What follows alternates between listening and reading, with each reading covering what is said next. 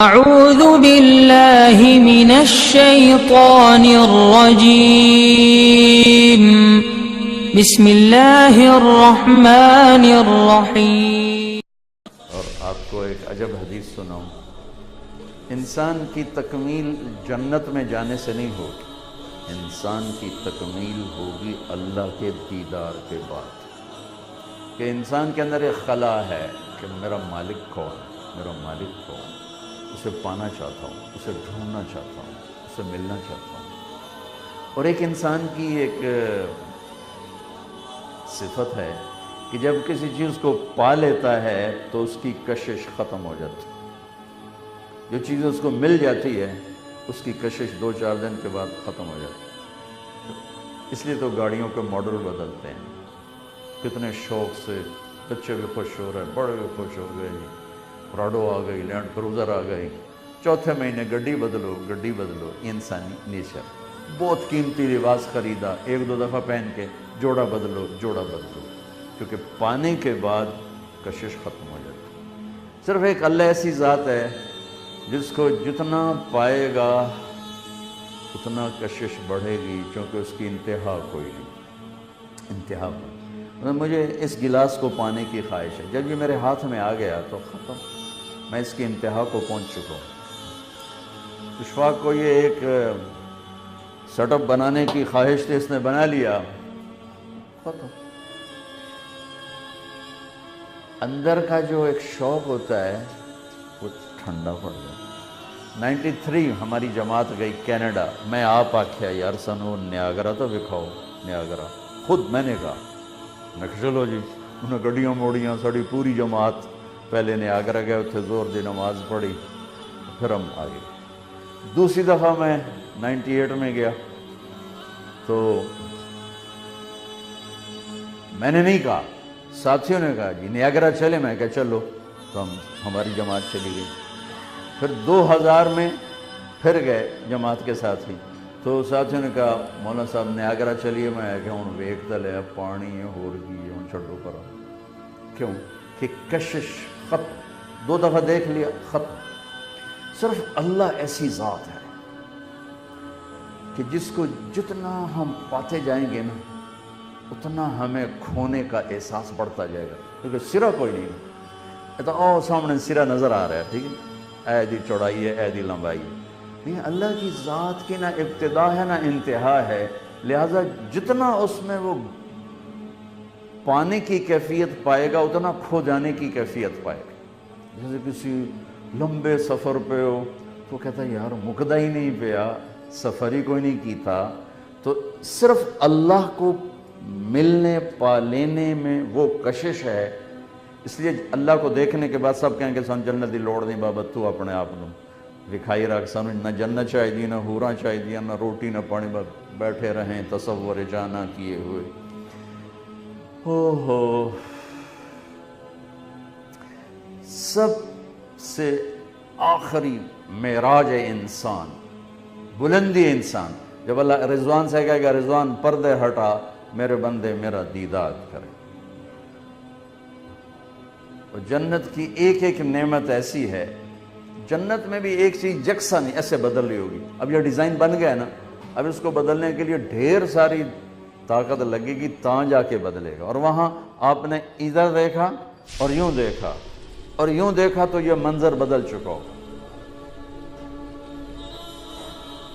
یوں دیکھا اور ادھر دیکھا، ایسے دیکھا تو یہ منظر بدل چکا ہوگا۔ کہ اللہ کو پتہ ہے کہ میرا بندہ یہ بہت جلدی سے اپنے مزاج بدلتا ہے، تو اس تیزی سے بدلیں گی نعمتیں، اس کی شکلیں، رنگ، روپ، کہ وہ کشش ختم نہیں ہوگی۔ لیکن یہ سب بھول جائے گا جب اللہ سامنے آئے گا، یہ اللہ نہیں چاہیے، جنت نہیں چاہیے۔ اب اللہ کہہ رہا ہے میرے بندو میرے وعدے پورے ہو گئے جو تمہارے ساتھ کیے تھے؟ ابھی اللہ سامنے ہے نہیں، کہ یا اللہ پورے ہو گئے، کہ ایک باقی ہے ابھی پورا کرنا چاہتا ہوں، کہ یا اللہ وہ کیا ہے؟ تو اللہ کی آواز آئے گی رضوان پردے ہٹاؤ میرے بندے، آج مجھے دیکھ، از لذت دیدارش خسرو چه تمام گفت سر دادن و جان دادن نادیدہ رخ یار۔ امیر خسرو فرماتے ہیں یا اللہ تیرے دیکھے بغیر لوگ سولیوں پہ چڑھ گئے، آروں سے چر گئے، آگ میں راکھ ہو گئے، پانیوں میں مچھلیوں کی غذا بن گئے، تیرے عشق میں اپنے آپ کو انہوں نے تیرے دیکھے بغیر یہ کچھ کر کے دکھایا، جب تجھے دیکھیں گے تو کیا حال ہوگا، جب تجھے دیکھیں گے تو کیا حال، یوسف کو بنانے والا خود کیسا حسین ہوگا، محمد مصطفیٰ صلی اللہ علیہ وسلم کو بنانے والا خود کیسا حسین ہوگا۔ تو اللہ تعالیٰ کہیں گے پردے ہٹاؤ، تو جب پردے ہٹیں گے اور اللہ سامنے آئے گا تو پہلا ویلکم جو اللہ کی طرف سے، پہلا جی آیا نو اللہ کی طرف سے کیا ہوگا، مرحبا بالصادقین، اور ایمان والے، نمازوں والے، شہید، اولیاء کرام، کتنی صفات ایمان والا مجمع کھڑا ہوا ہے۔ اللہ کہے گا اے میرے بندو میں اپنے سچے بندوں کو خوش آمدید کہتا ہوں، مرحباً بالصادقین، میں اپنے سچے بندوں کو خوش آمدید کہتا ہوں۔ پھر کہے گا مرحباً بالطائعین، میں اپنے فرمان بردار بندوں کو خوش آمدید کہتا ہوں۔ یہ سچ اتنی بڑی دولت ہے کہ وہاں جو سب سے پہلا ٹائٹل اللہ ہمیں دے گا سچائی کا دے گا، کہ سچے بندوں کے لیے رب خوش آمدید کہتا ہے۔ میرے بھائیوں، میں اپنے آپ کو بھی کہتا ہوں، آپ سے بھی عرض کرتا ہوں کہ اپنی زندگی میں 3 کام داخل کر لیں، اللہ کی قسم ہر لمحہ نماز کا اجر ہوگا۔ دیکھنے میں اشفاق بیٹھا سودا یہاں طے کر رہا ہوگا،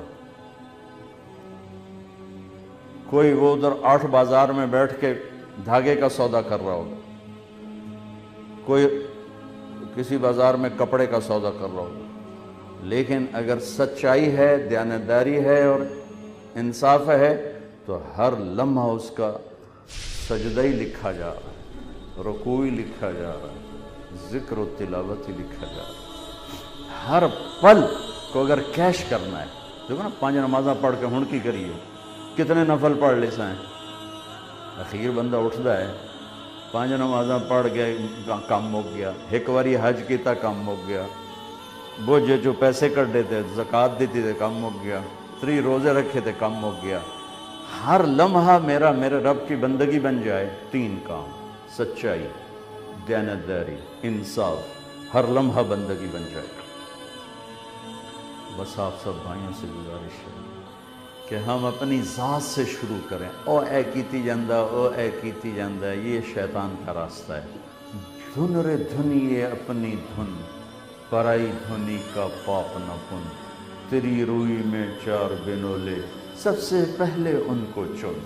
کہ پہلے اپنی کمیاں، ہم اپنی کمیوں میں جب جائیں گے نا تو ہمیں اوروں کی کمیاں نظر نہیں آئیں گی، جب ہم اپنی کمیوں سے نظر بند کریں گے ہمیں اوروں کی کمیاں نظر آنی شروع ہو جائیں۔ یہ سچائی گھر میں بھی ہو، دفتر میں بھی ہو، دکان میں بھی ہو، بازار میں بھی ہو، اور ایک زبان کا بول میٹھا کر لیں۔ آخری بات بتا رہا ہوں کہ زبان کا اس سارے کا میک اپ، جیسے یہ اشفاق نے میک اپ کیا ہے، اس سارے کا میک اپ ہے کہ زبان کا بول میٹھا کر لیں، اس سے گالی نکال دیں، اس سے سخت لہجہ نکال دیں، اس سے لوگوں کو بے عزت کرنا نکال دیں۔ غصے میں بھی صحیح بول بولوں، یہ صرف نبی کر سکتا ہے، اس لیے میں کہا کرتا ہوں غصے میں چپ ہو جاؤ، بولو نہیں، ورنہ پتہ نہیں کتنے دیا عزتاں تباہ کر دیں۔